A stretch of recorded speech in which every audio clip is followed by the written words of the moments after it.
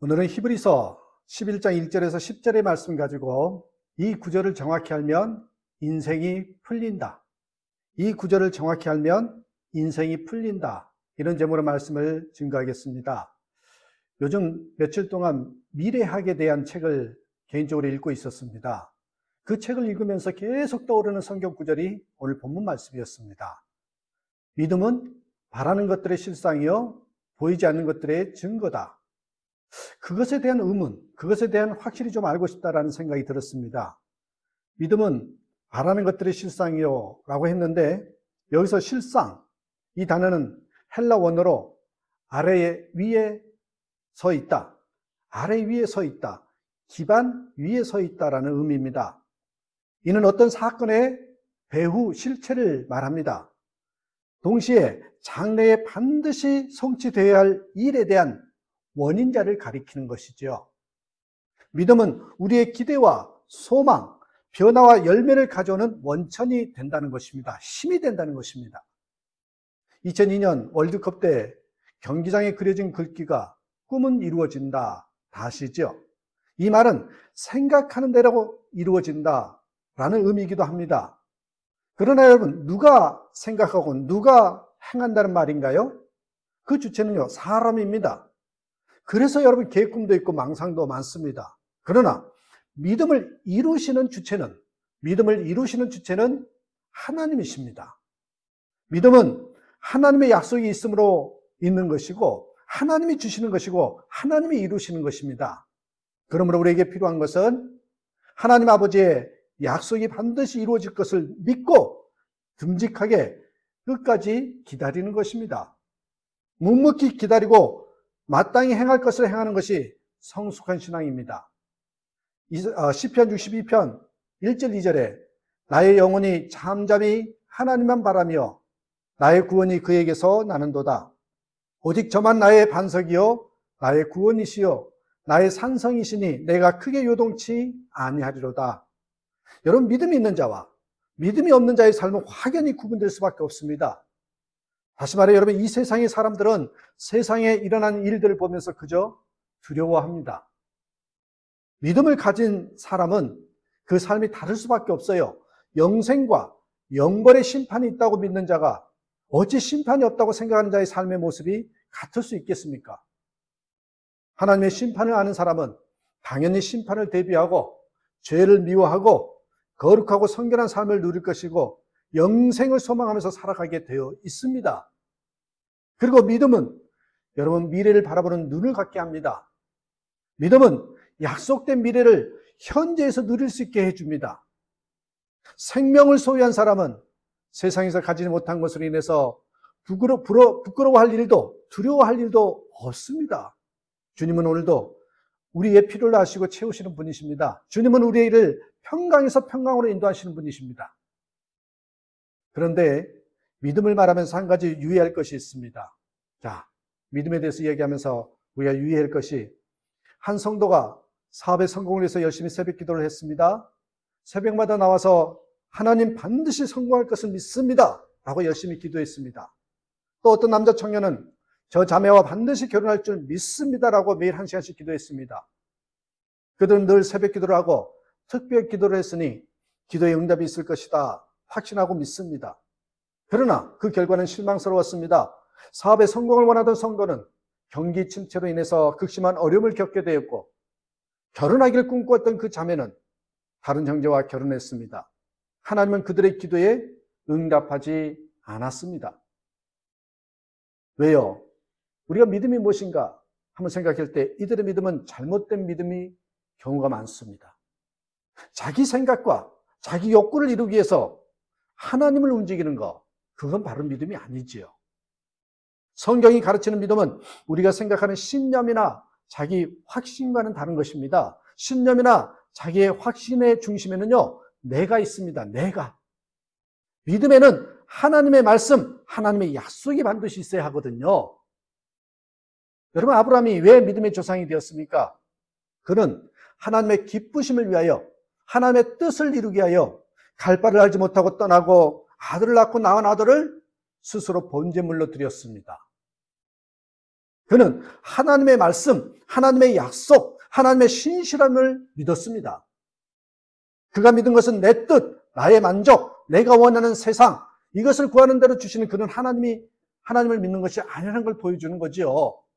하나님, 우리가 무엇인가를 구할 때에 왜, why 하면서 물으셔요.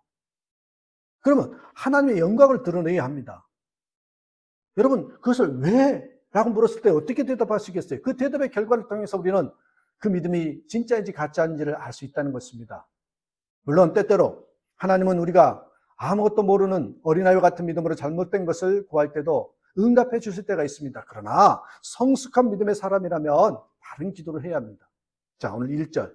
보지 못한 것들의 증거. 이런 말이 있어요. 보지 못한 것들의 증거라고 말하고 있어요.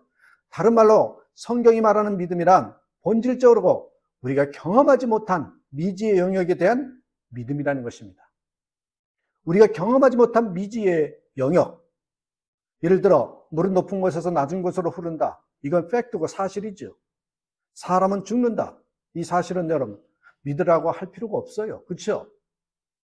성경 히브리서 11장에 믿음의 선진들이 보여준 믿음은 보여지는 것이나 보통 일어날 수 있는 사실이나 검증될 수 있는 어떤 것에 대한 믿음이 아니었습니다. 오히려 믿음의 선진들은 불확실한 미래에 대해서 믿었고요. 이 믿음에 따라 순종했습니다. 남들은 다 부정했고 거부했습니다. 세상 사람들은 과학적인 근거와 경험만이 의미가 있다. 증거를 보이라고 말합니다. 그러나 우리가 믿는 것은 보지 못하는 것들에 대한 믿음이라고 표현하고 있습니다. 보지 못하는 것들의 믿음. 여러분 3절. 믿음으로 모든 세계가 하나님의 말씀으로 지어진 줄을 우리가 아나니 라고 말씀하죠. 사실 우주의 기원에 관한 문제는 그 방면의 박사 전문가라도 과학도 철학도 제대로 풀지 못하는 난제입니다.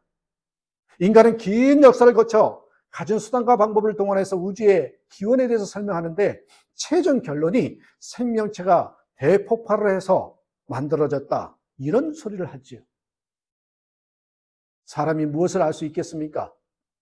우주의 무궁한 신비에 대하여 0.0001%는 알고 있을까요? 인간이 머나먼 과거의 역사를 밝힐 수 있을까요? 과거의 흔적들과 기록들은 이미 사라져 남은 것이 얼마 되지 않습니다. 사람은 실로 아무것도 모른다고 할 수 있습니다. 동일한 사건을 두고도요, 사람들의 생각이 다 제각기 다릅니다. 동일한 사건을 두고도 우연이라고 말하는 사람들이 있고 하나님의 간섭, 섭리라고 말하는 사람도 있습니다. 신을 부정하는 사람에게, 그런 사람에게는 아무리 신비를 말하고 기적을 말해도 그저 다 우연일 뿐이라고 생각합니다. 그럼 믿음은 어떻게 가지게 되는 것일까요? 어떻게 하면 믿음을 가질 수 있느냐? 성경 안에서 하나님의 뜻과 시각에 비춰보니까 모든 것이 하나님의 하신 일임을 알게 되는 것입니다. 하나님의 입장에서 보면 모든 것이 하나님의 입장에서 해석되어집니다. 반면에 죄인의 눈으로 사물을 보면 모든 것이요 그저 그렇고 무질서하고 우연에 불과할 것입니다. 하나님이 없다고 말하는 사람들은 어떤 증거를 제시하지도 못하면서 하나님이 없다고 주장하는데, 여러분, 사람이 작은 꽃 한 송이, 한 아기의 탄생을 보면서 하나님의 존재와 경이로움을 볼 수 있지 않습니까? 사람은 작은 미물을 보면서, 우주의 신비를 보면서 하나님의 존재를 부정할 수 없습니다. 더 나아가서 인간이 이성 저 너머에 있는 초자연적인 현상에 대해 이해를 하게 되고 영의 세계를 보게 되는 것입니다. 사람이 단지 이성으로 이해하는 세계, 눈에 보이는 세계만을 인정하고 받아들이려고 한다면 참으로 아무것도 알 수 없을 것입니다. 그렇습니다, 여러분. 그래서 복을 받고자 하는 사람이 구비해야 할 첫 번째는요, 바로 하나님의 존재에 대한 확신입니다. 하나님은 살아계시다, 하나님은 계신다, 하나님은 나를 사랑하신다, 이 확신입니다. 하나님의 존재에 대한 확신. 여러분, 믿음은 귀한 것입니다. 막연히 그럴 수 있다 인정하는 정도의 믿음은 힘이 되지 않습니다. 지금도 살아계시고 말씀하시는 하나님을 알아야 합니다. 지금도 우리를 사랑하고 우리의 작은 신음에도 응답하시는 하나님을 알아야 합니다. 6절, 하나님께 나아가는 자는 반드시 그가 계신 것과 또한 그가 자기를 찾는 자들에게 상 주시는 이심을 믿어야 할지니라. 진실로 하나님은 상 주시는 분이십니다. 그런데 누구에게 주십니까? 바로 하나님을 부지런히 열정적으로 찾는 자에게 주십니다. 다윗이요, 진심으로 사모하여 마치 목마른 사슴이 시냇물을 찾듯이 간절한 마음으로 그렇게 찾은 것처럼 우리도 찾아야 합니다. 하나님을. 여행 중에 온 친구가 밤중에 강청함으로 찾듯이 우리도 그렇게 하나님을 찾아야 합니다. 시편 53편 2절에 하나님이 하늘에서 인생을 굽어 살피사 지각 있는 자와 하나님을 찾는 자가 있는가 보려 하신즉, 호세아서 10장 12절에 너희가 자기를 위하여 의를 심고 긍휼을 거두라. 지금이 곧 여호와를 찾을 때니 너희 묵은 땅을 기경하라. 마침내 여호와께서 임하사 의를 비처럼 너에게 내리시리라. 온갖 잡다한 지식에 씨로 가득 찬 마음밭, 딱딱하고 고집스러운, 그래서 듣기에 둔한 마음밭을 뭐래요? 기경하라, 갈아엎으라는 것입니다. 바라는 것들의 실상과 보지 못하는 증거, 이 바라는 것들의 실상과 보지 못하는 증거인 믿음으로 인하여 얻는 최고의 대가는 무엇일까요? 우리가 이런 믿음을 가지면 어떤 열매가 있느냐는 것이에요. 그 결과가 뭐냐는 거예요. 바로 여러분, 영원한 생명입니다. 영원한 생명. 바라는 것들과 보지 못한 것들의 중에서 가장 크고 최종적인 선물은 뭐다? 바로 영원한 생명입니다. 영생입니다. 13절 보십시오. 이 사람들은 다 믿음을 따라 죽었으며 약속을 받지 못하였으되 그것들을 멀리서 보고 환영하며 또 땅에서는 외국인과 나그네임을 증언하였으니. 물론 대부분의 선진들이 천국의 상급만을 받은 것은 아닙니다. 그들은 하나님의 보호하심과 동행하심, 담대함을 얻었고 부유함과 평강을 얻었습니다. 반면 이 땅에서 아무것도 얻지 못하는 사람들도 있습니다. 약속을 받지 못하였으되 라 했습니다. 약속을 받지 못하였으되, 그러나 모두에게 주어진 가장 큰 축복은 10절, 하나님이 계획하시고 지으실 터가 있는 성을 바랐습니다. 세상은 유전자를 조작하고 노화를 막아주는 약을 개발하여 영생을 꿈꾸고 지상 천국을 꿈꾸는 사람이 있을지 모릅니다. 인간은 온갖 노력을 다해서 유토피아적인 세상을 만들어 가려고 하고 있습니다. 그러나 이 모든 수고는 헛된 것입니다. 성경은 영생으로 인도하는 유일한 길은 예수 그리스도 외에 다른 길이 없다, 이렇게 말씀하십니다. 그렇습니다.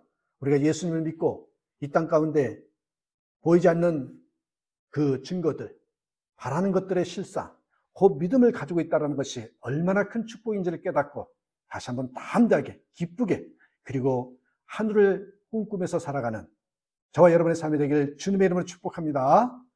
기도합니다.